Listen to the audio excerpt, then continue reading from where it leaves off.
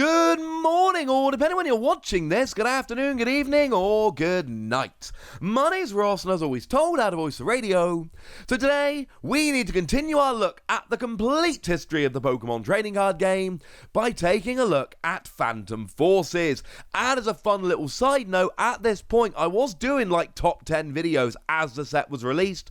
So if you want to check my working, go and see what I thought of the set when it was first released, you know, videos are on the channel. Might be fun. Just putting that one out there. So what do we see then? Well, Phantom Forces came out in Japan on September the 13th, 2014. Followed in English on the 5th of November. Remember, the 5th of November. Which was, you know, just under 2 months later. Which is honestly pretty good. And it was a set, you know, the big thing about it really was Spirit Links. It was a set that introduced Spirit Links. Because up until now, we'd had Mega Pokemon, but in order to Mega Evolve, you had to end your turn, and that basically ruined Mega Pokemon, to be blunt. What they did here was they gave us Spirit Links. These were tools that you could attach to a Pokemon, and it meant you couldn't play another tool, and it meant you had to have the tool before you evolved, but it also meant that you could Mega Evolve without ending your turn. And then, of course, in this set, we had Mega Manectric, which instantly became a top-tier card, and I think it's largely because of the Spirit Link. Some of the cards previously released we would later see Spirit Links for, but not every Mega that we'd had did get a Spirit Link, which does make me kind of sad. The other thing we got in this set for the first and last time ever was Team Flare Hyper Gear. Now what we got was exactly two. No more, no less. We got Head Ringer and Jamming Net. And they were the only two we would ever get. We would never see another one of them, which I cannot be the only one that thinks that was weird.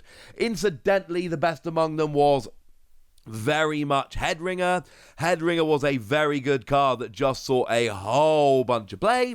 They were basically tool cards that you attached to your opponent's Pokemon. In this case, your opponent's Pokémon EX. And then it did bad things. So Head Ringer increased the cost of their attacks by 1 colorless energy. Jamming Net meant they did 20 less damage. Head Ringer saw a huge amount of play. Jamming Net saw a fair amount of play. It's weird that they never came back. But in the next set, as we're going to see, they moved on to looking more into Alpha Ruby and Omega Sapphire. And unfortunately, these just fell by the wayside and never came back, which is genuinely sad.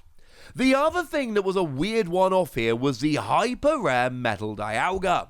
Now this was just a reprint of Dialga EX, but it wasn't actually a metal card. It was a card like every other, but it was just pure silver and looked very metallic and was extremely cool.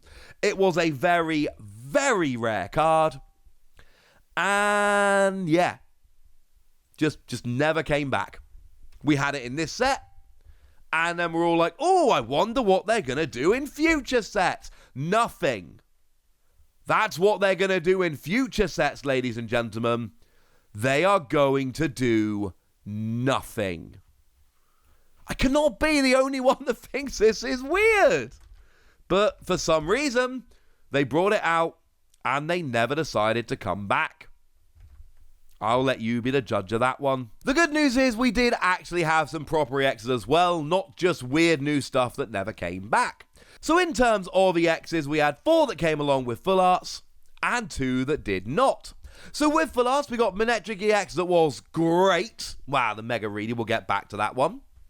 Gengar EX that did see a fair amount of play as well. We'll get back to that one. Again, it was more the Mega.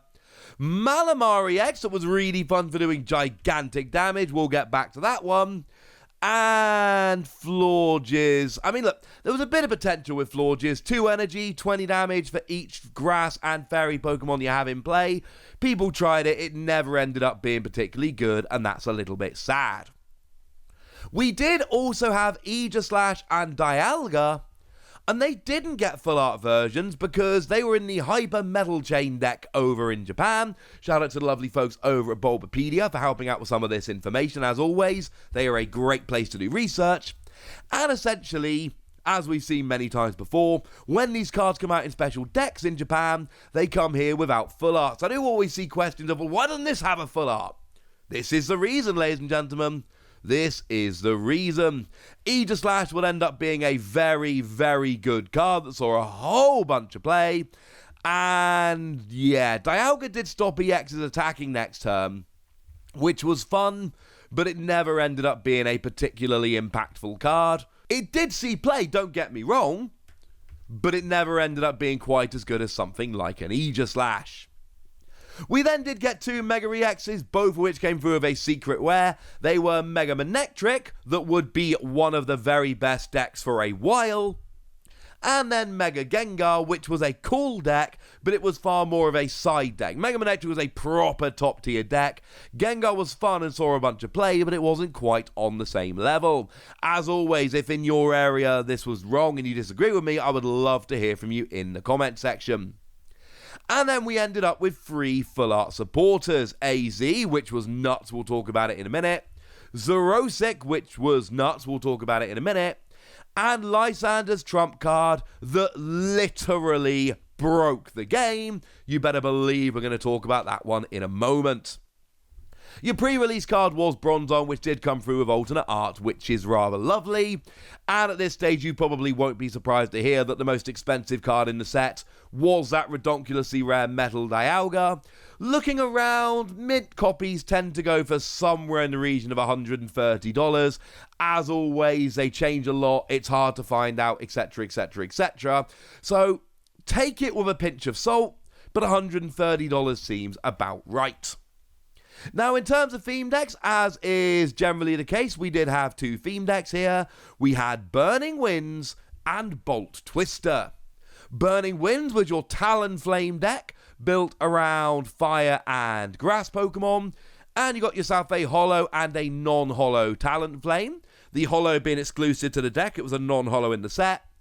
And then you got yourself non-holo rares of Venomoth, Yanmega, and Pyroar. And Pyroar was both a great card, and the non-holo was exclusive to the deck. It was a holo in the set proper. Bolt Twister was your Galvantula deck. This was Water Lightning, and you got yourself holo and non-holo Galvantula, holo being exclusive to the deck. And you got yourself non-holos of Jellicent, and then both Heliolisk and Feraligatr came as non-holos here when they were holo only in the deck. So 2 non-holo exclusives, which, you know, I really like getting holo and non-holo exclusives in theme decks, alright? It makes me pretty happy. But as we start looking at the best cards, we've got to talk about Lysandre's Trump Card. Because, and I mean sincerely, broke the game. Now, it is a supporter card that lets you shuffle your entire discard pile into your deck, other than Lysandre's Trump Card. But bearing in mind that didn't really mean anything, because at the time we had Versus Seeker.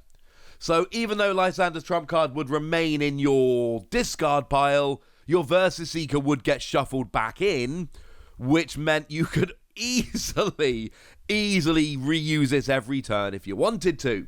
So what basically happened was people made ridiculous speed decks, and yeah, broke the game. Literally broke the game. I commentated Nationals in 2015 by myself day one, and essentially, if you were not playing a Seismitoad deck, you could not win Nationals. It was basically a Seismitoad deck, but you would play Hypnotoxic Laser every single turn, and you would play it a couple times until you got the sleep. And you would play Scoop Up Net every single turn until you healed. And you would play Crushing Hammer every single turn, so every turn you'd get rid of their energy, you'd heal, etc, etc. And obviously with the Seismitoad, you would be item locking them at the same time.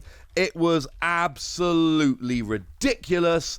It created the kind of speed deck which was essentially unbeatable. Now, I played this with my boy Donphan from Plasma Storm, because I love me some Donphan. And as fun as a deck as it was, and it really was, the fact of the matter is that as soon as people realised Seismitoad was a thing, Seismitoad was the best way to play this. So you couldn't really play it with anything else, not unless you were absolutely fine losing to Seismitoad. Because my Donphan deck was good, but my Donphan deck, right, it wasn't good enough, ladies and gentlemen. Couldn't stand up. To be perfectly honest with you, Donphan could not stand up. And they had to ban this card. This card got banned. It got banned in Standard, and cards almost never get banned in Standard. But the fact of the matter is, they had to ban this card in the Standard format, because we saw at UK Nationals when it wasn't banned what happened, and what happened was that the entire format broke down. The game was no fun, and there was only really one viable deck. We couldn't do it, ladies and gentlemen. We just couldn't do it. Yeah, that was a pretty big deal at the time, to be honest with you. Speaking of which, Versus Seeker. Versus Seeker came back here. It was the first printing since Supreme Victors in August 2009. So it was absolutely relevant that we did get the reprint of Versus Seeker here. It was a pretty big deal. And obviously, right, reprinting Versus Seeker in this set with Lysandre's Trump Card was honestly asking for trouble. But yeah, it lets you get a supporter card back as an item card. When it was out in Supreme Victors, it was a nice little tech here and there. At this point, because of the way we played the game, it was a 4 of in every deck to reuse your supporters, and it has been like every time we've had it since. It went from being an occasional tech that was a 1 or 2 of in some decks to a 4 of in basically every deck.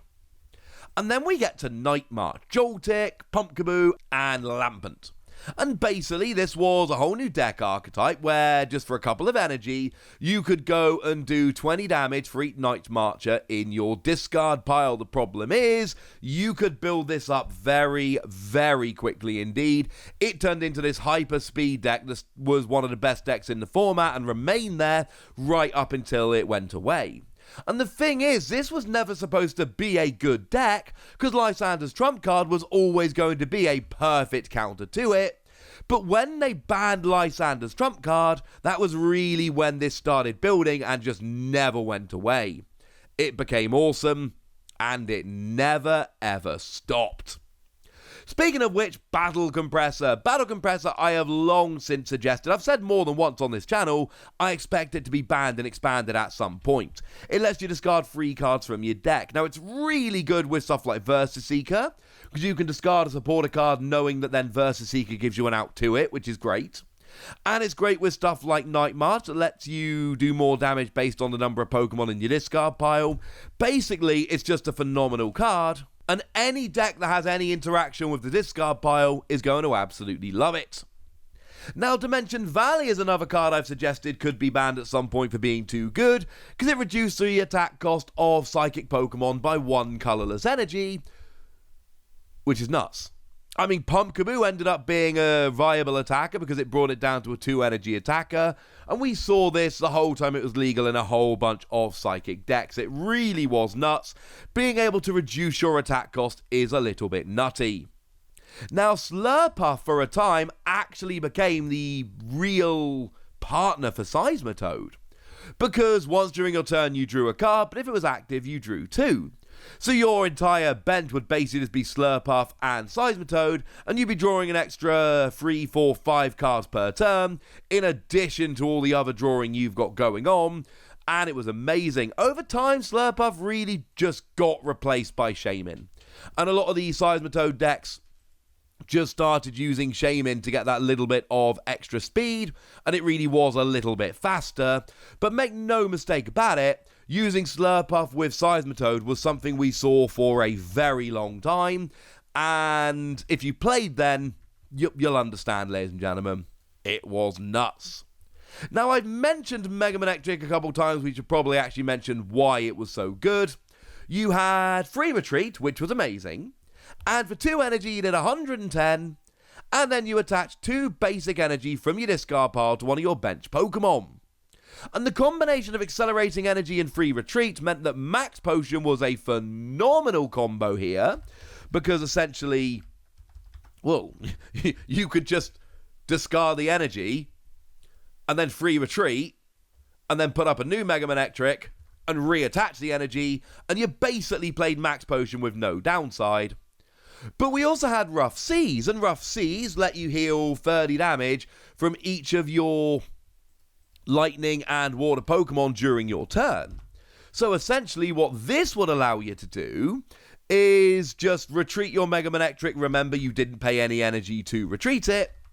And then just sit there on the bench healing for a little while, and then just go from there.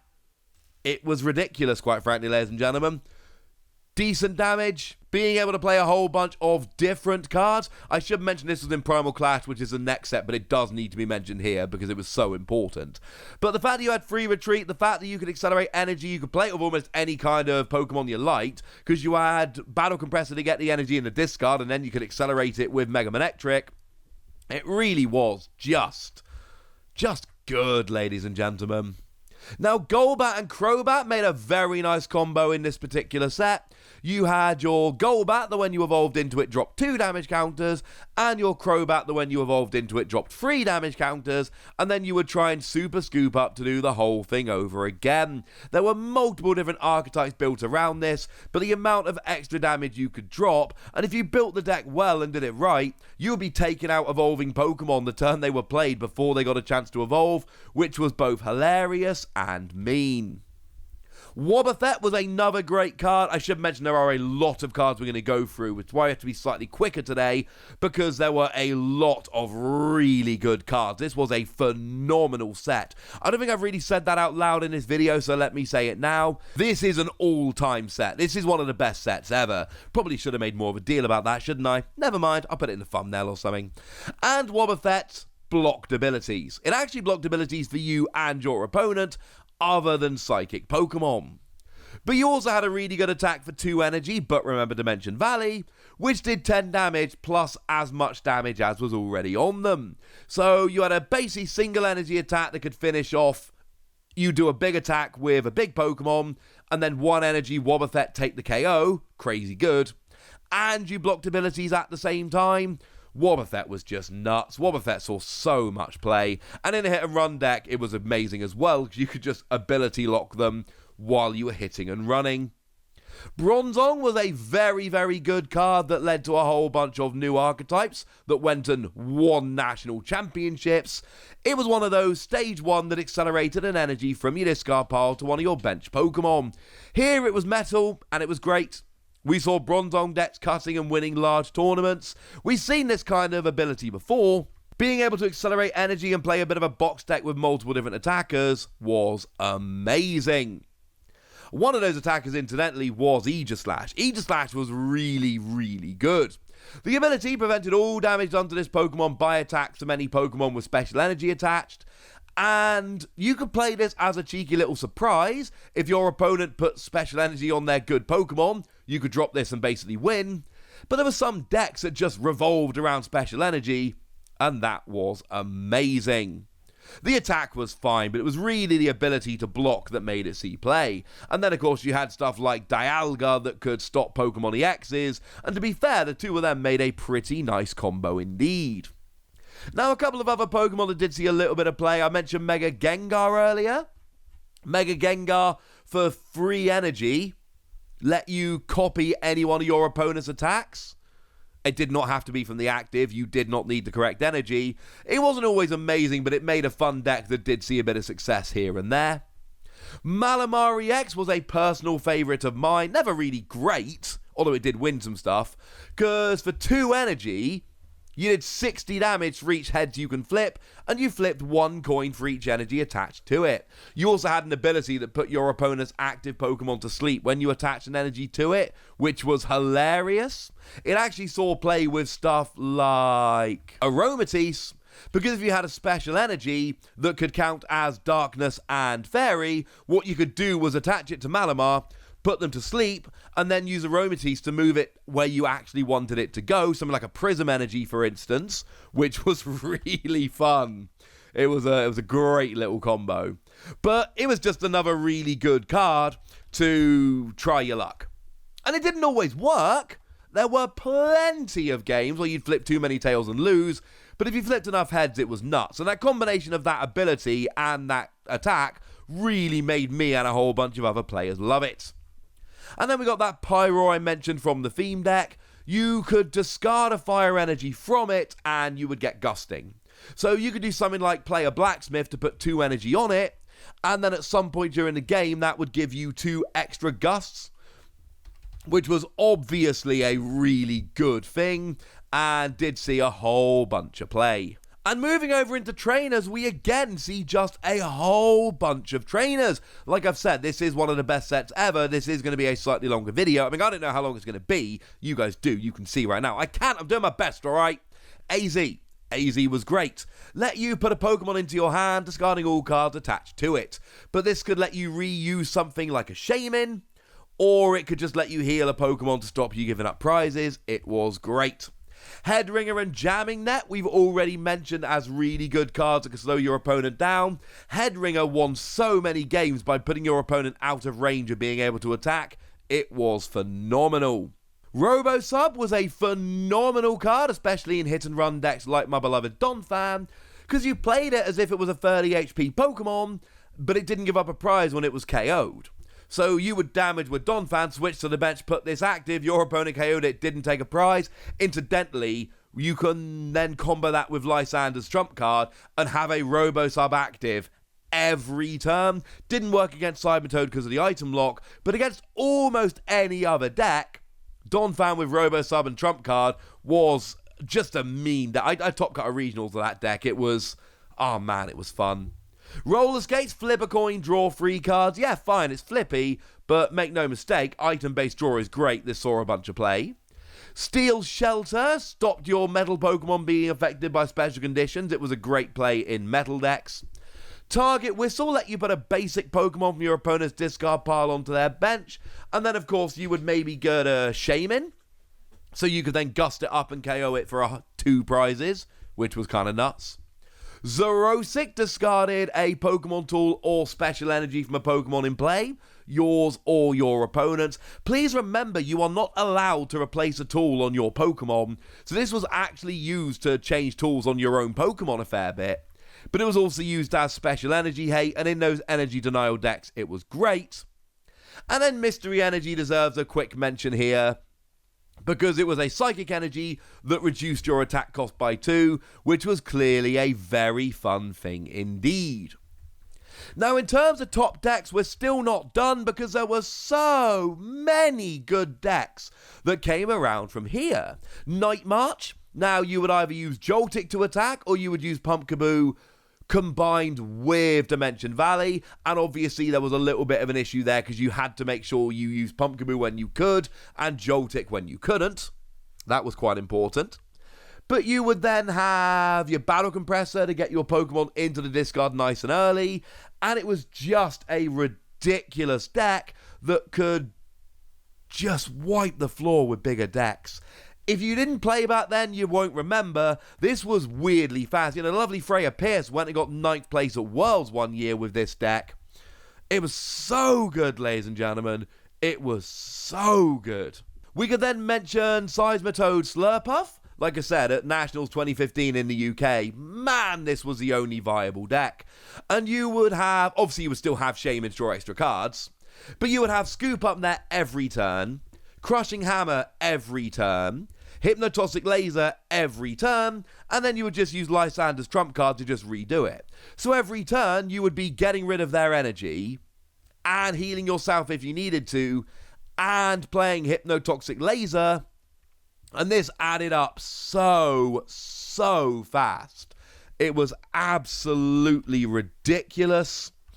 Yeah, this was the reason why Trump Card got banned. There was basically no other viable deck while this was a thing. But then it did get banned, and then Seismitoad Bats was still a thing. Obviously using Super Scoop Up to reuse the Bats. This got 2nd place at the World Championships. This wasn't some kind of decent deck. This was a phenomenal deck that got 2nd at Worlds. Maze Brackenmeyer piloting that one, and it really was just a phenomenal deck, dealing extra damage with Hypnotoxic Laser as well as your Bats, while also item locking your opponent and having them poisoned constantly and asleep, and it was a pretty straightforward deck in a lot of ways. Item lock, Bats and Laser, but man, it was amazing. This set made Seismitoad brilliant even after Lysandre's Trump Card was banned. Manectric Garboda ended up getting 3rd place at US Nationals in 2015, piloted by Grant Manley. And again, it's largely what we said before. You would use Mega Manectric. Now, obviously, you played it with Garboda because everyone played everything with Garboda, but you didn't need abilities, and your opponent may have done. So what you would basically do is just sit there. Your opponent was ability locked, and you would just do a whole bunch of damage with Mega Manectric, and anytime you got close to being KO'd, Max Potion. Or retreat and use Rough Seas.